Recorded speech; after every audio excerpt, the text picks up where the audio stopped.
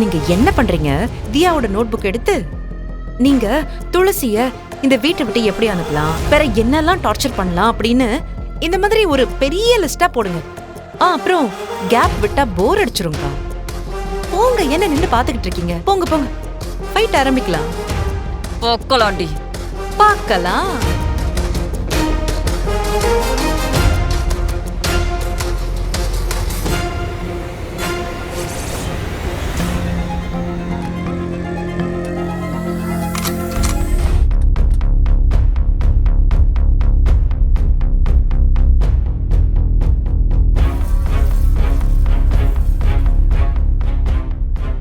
என்னம்மா வீட்டை விட்டு அவ்வளோ ரோஷமா போனது மட்டும் இல்லாம ஏதோ தனி கொடுத்துன வேற போனியா? போன வேகத்தை பார்த்தா ஏதோ தொழிலெல்லாம் ஆரம்பிச்சு பெரிய தொழிலதிபரா வருவன்னு பார்த்தா போன வேகத்துல திரும்ப வந்துட்ட. சொன்ன வார்த்தையை காப்பாத்துற பழக்கம் இல்லையோ? என்ன பண்றது மாமா, நான் அரசியல்வாதி மருமக.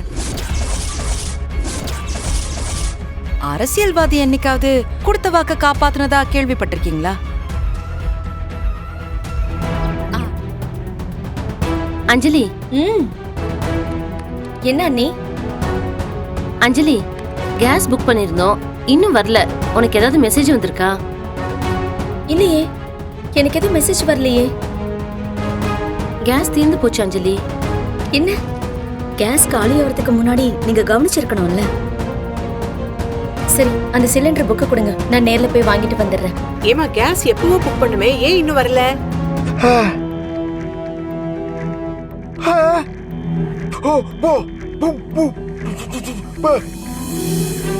என்னடா, என்ன சொல்ற? அத்தை, வெளிநாட்டுல போர் நடக்குது இல்ல, அதனால நம்ம ஊர்லயும் சிலிண்டர் பிரச்சனை வர ஆரம்பிச்சிடுச்சு. அதான் அத்தை, புது சிலிண்டர் வருமானு எதிர்பார்த்துட்டு இருக்கேன். ஏன் இந்த அரசியல்வாதிகள்லாம் இப்படி இருக்காங்களோ தெரியல. ஓட்டு கேட்க வரும்போது அம்மா தாயேன்னு எல்லார் காலையும் விழுந்து ஓட்டு கேட்பாங்க. ஜெயிச்சதுக்கு அப்புறம் மக்களுக்கு ஒரு பிரச்சனைனா அதை வச்சு எப்படி லாபம் பாக்குறது தான் யோசிக்கிறாங்களே தவிர மக்கள் பிரச்சனையை தீர்க்கவே மாட்டாங்க.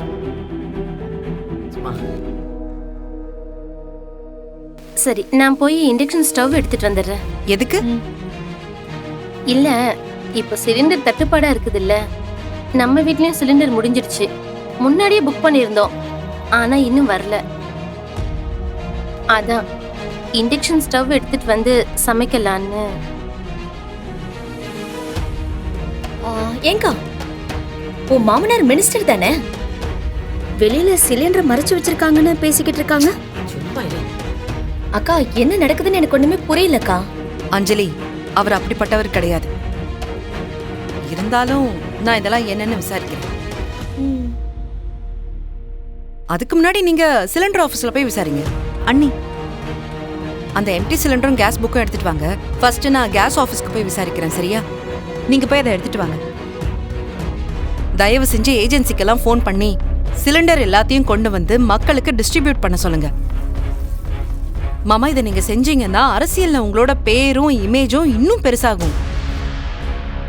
இப்படியே கண்டும் காணாம இருந்தீங்கன்னா அதுக்கப்புறம் நீங்க தான் வருத்தப்படுவீங்க மாமா. ஏங்க, துளசி சொல்றதும் சரிதானுங்க. என்கிட்டயே 2-3 பேர் கால் பண்ணி கேட்டாங்க. இதெல்லாம் வளர விடக்கூடாதுங்க.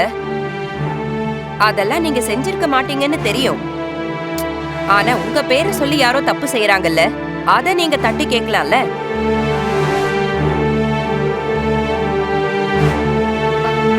அத்தை, ஒரு நிமிஷம்.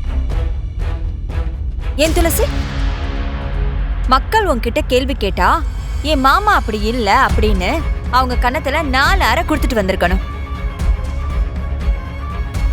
அதை விட்டுட்டு இங்க வந்து மாமா கிட்ட சத்தம் போட்டுட்டு இருக்க.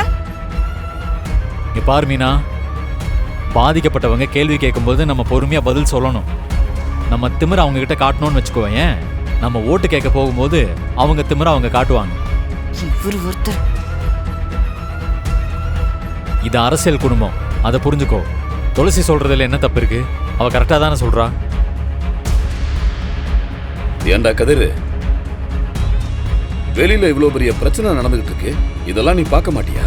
இல்லப்பா, அது என்னங்கிறத நான் பாக்குறேன்ப்பா. இங்க பாருமா, வெளியில கேஸ் பிரச்சனை இருக்குன்னு எனக்கு தெரியும். ஆனா அதுக்கு நான் தான் காரணங்கிறது எனக்கு தெரியாது. ஏண்டா கதிர், இதெல்லாம் நீ பார்க்க மாட்டியா? சரி, உனக்கு கட்சி வேலை நிறைய இருக்கு, நான் இல்லைன்னு சொல்லல. ஆனா இதையும் நீ தானடா பார்க்கணும். இந்த பாரு, நம்ம கூடவே இருந்து நமக்கு கெட்ட பேர் ஏற்படுத்துறவங்க யாரா இருந்தாலும் சரி, அவனை புடிச்சு உள்ள போடு. சரிங்கப்பா, நான் பாத்துக்கிறேன்ப்பா. நான் பாத்துக்கிறேம்மா. ஹலோ ஹலோ, சொல்லுங்க மேடம். என்னையா என்ன நடக்குதாங்க? மேடம், நீங்க சொன்ன மாதிரியே எல்லாத்தையும் பதுக்கி வச்சாச்சு. பிளாக்ல வித்ததுல எங்களுக்கு கோடி கோடியா லாபம் மேடம். அதே ஃபாலோ பண்ணுங்க. இங்க பாருங்க, எங்க மாமா ஆட்களை வச்சு மிரட்டுவாரு, அதெல்லாம் கண்டுக்காதீங்க. சரிங்க மேடம். இன்னும் ஒரு 4-5 நாளைக்கு அந்த சிலிண்டர் பிரச்சனை பத்தி எரியணும். என் மாமனார் தொகுதியோட மக்கள் எல்லாம் கேவலமா பேசணும். இதுக்கப்புறம் ஒத்த ஓட்டு கூட அந்த ஆளுக்கு விழவே கூடாது.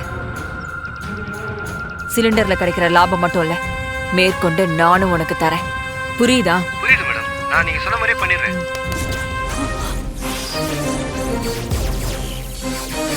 மேடம், லைன்ல இருக்காங்க, கட் பண்ணுங்க.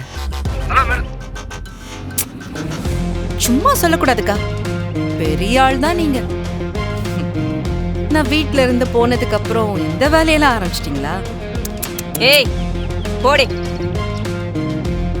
பாருங்க, உங்களோட பர்சனல் வெஞ்சன்ஸை தீக்கிறதுக்காக அப்பாவி மக்களை டார்கெட் பண்ணுவீங்களா?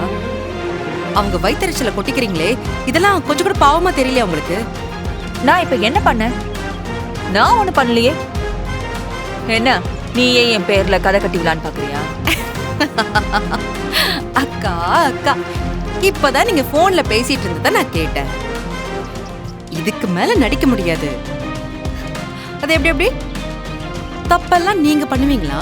ஆனா மாமாக்கு மட்டும் கெட்ட பேர் வருமா? வேற லெவல்க்கா நீங்க.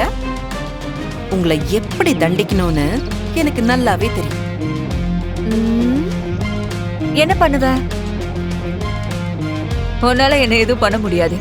என்னக்கா இப்படி சொல்லிட்டீங்க நீங்க? நீங்க இப்ப போன் பண்ணி உங்க ஆளை வச்சு சிலிண்டருக்கு டிமாண்ட கிரியேட் பண்ணிருக்கீங்கல்ல, அதே மாதிரி நானும் என்னோட பங்குக்கு இதுக்கெல்லாம் காரணம் நீங்க தானே. இந்த பப்ளிக் மத்தியில இந்த விஷயத்தை பரப்பி விட்டேன்னு வைங்க, என்ன நடக்கும் தெரியுமா? அப்பாவி மக்களோட கோவத்தை நீங்க பார்த்தது கிடையாதே. நீங்க டிமாண்ட கிரியேட் பண்ணிருக்கிற இந்த சிலிண்டரை வச்சே உங்களை